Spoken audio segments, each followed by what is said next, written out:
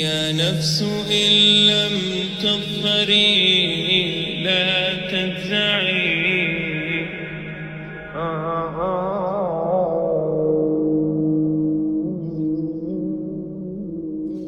All the praise is for Allah,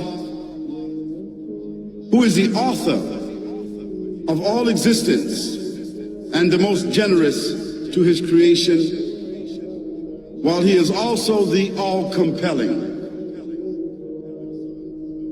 He is the only one worthy of our worship, having no partners, no associates, no sons, no daughters, no one whom he must consult, and no one or anything which has any comparison with him.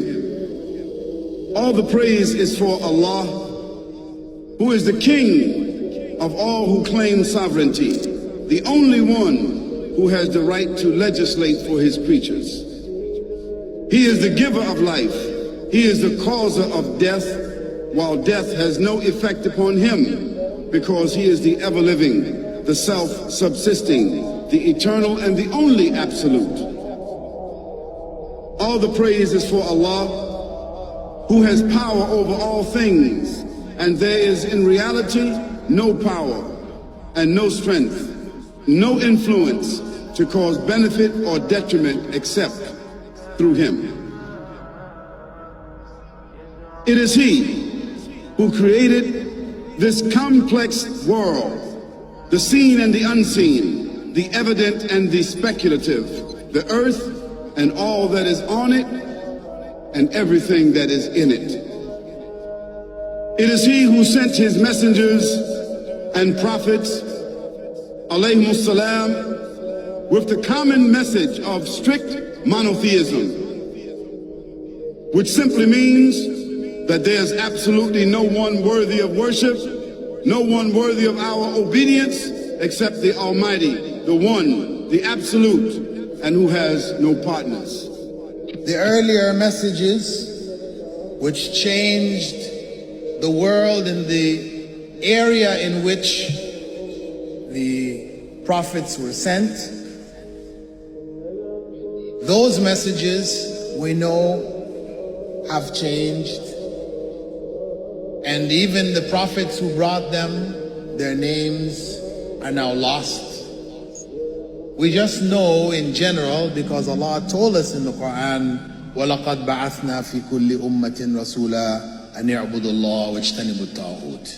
I've sent to every nation a messenger, calling people to worship Allah alone and to avoid the worship of false gods.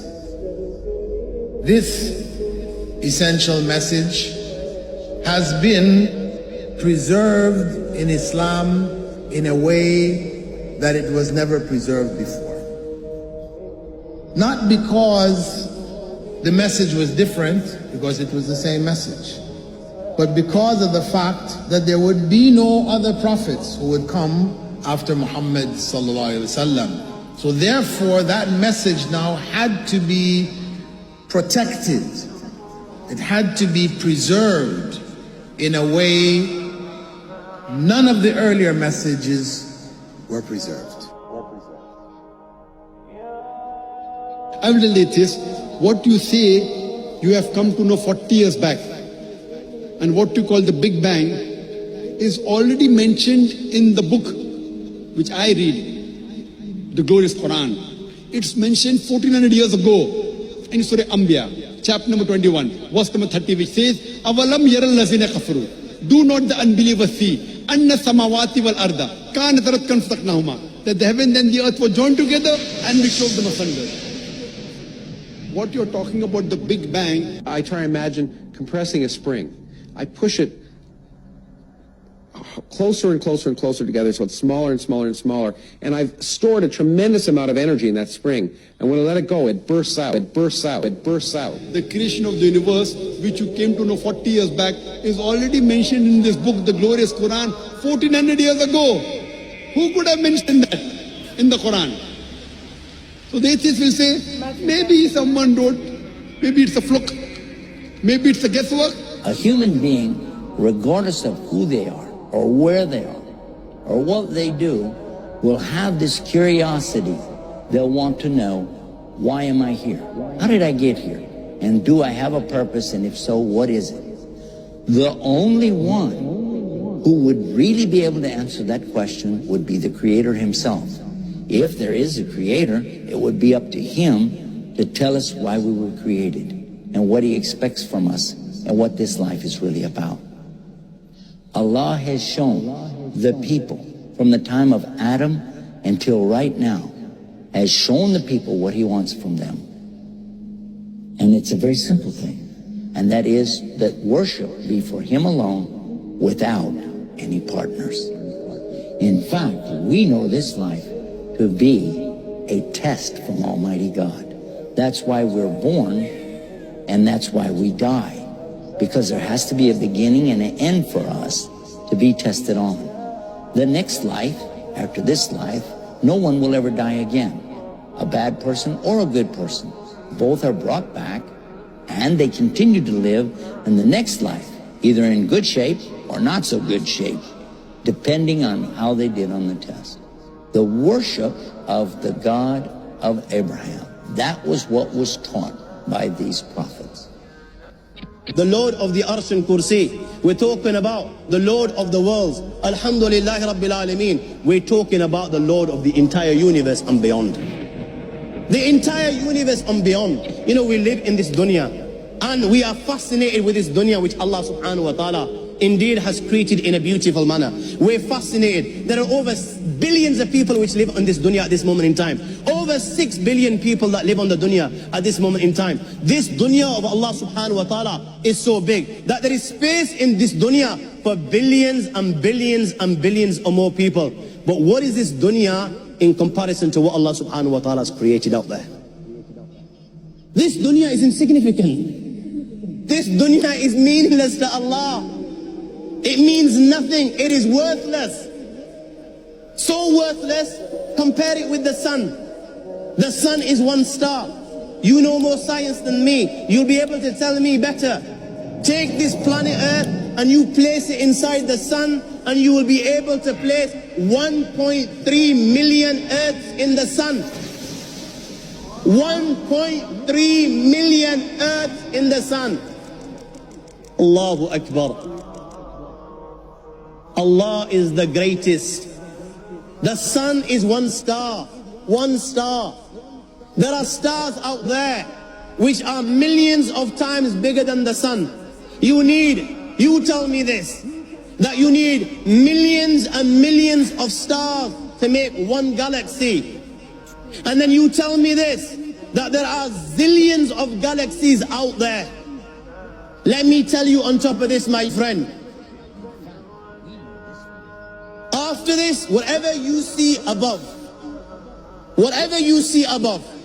when you raise your head and you look above, whatever you see above, the zillions and zillions and zillions of galaxies, let me tell you, everything there is within the first heaven.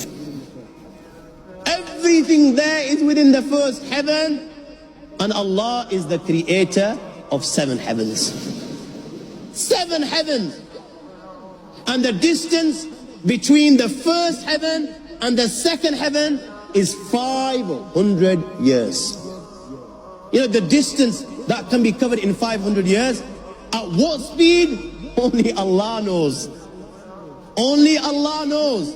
But it will take 500 years to get from the first heaven to the second heaven. 500 years from the second to the third, third to the fourth, fourth to the fifth, fifth to the sixth, sixth to the seventh. Every time it will take 500 years.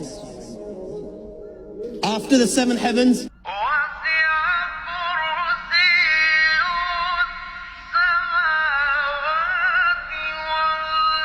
وَسِعَ كُرْسِيُّهُ السَّمَاوَاتِ وَالْأَرْضِ. You all read the Ayatul Kursi. You all know the Ayatul Kursi. After this, you have the Kursi of Allah. You have the chair of Allah subhanahu wa ta'ala.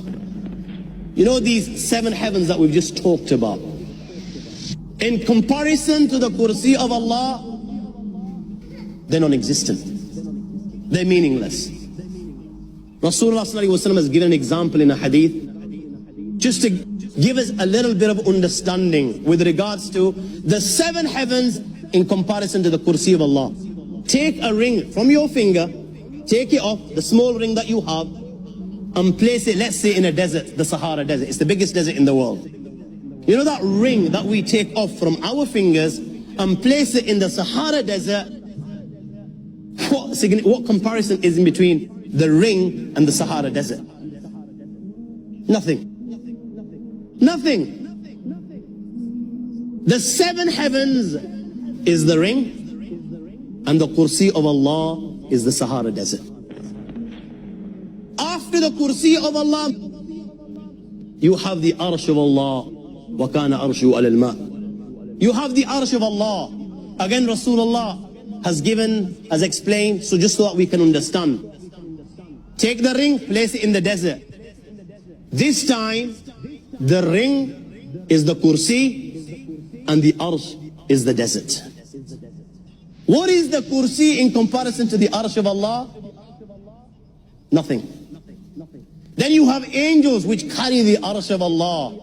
Their heads are in the 7th heaven and their feet are in the lowest earth. My friends, then you have the Lord of the earth and kursi. لا تدركه الأبصار وهو يدرك الأبصار وهو اللطيف الخبير. He is beyond the size of Allah, who Allah is, what Allah is. The greatness of Allah is beyond the comprehension of my little mind. This is the being that you and I are messing with.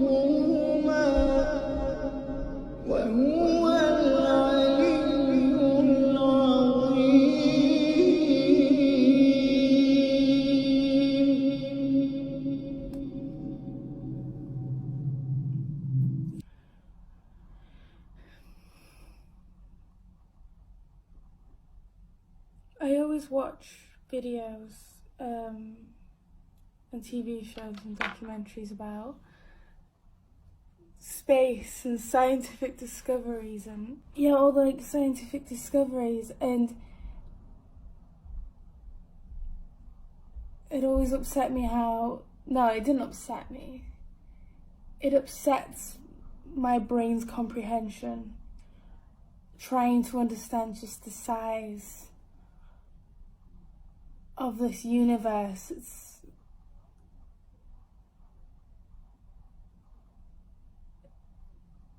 And to think it takes 500 years to go to each heaven, and there's 7 of them, and that's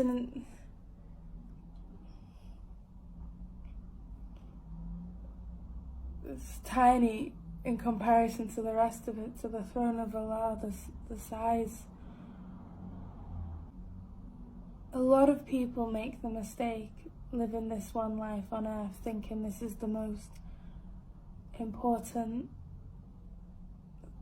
important thing, and that all that matters is this one life, and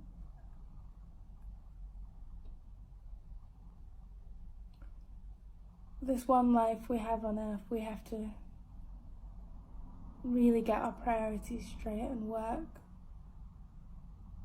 properly and be good, and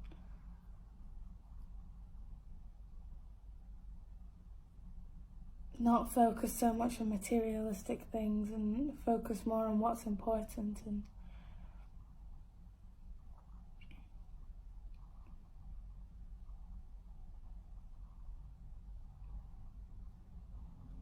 I'm so glad something in my heart, something told me that this is the path I should be going down. This is the route my life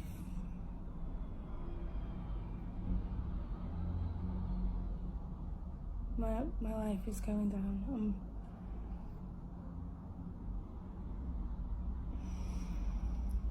Even though my brain is struggling to comprehend all of this, I feel such comfort in knowing that this is all out there.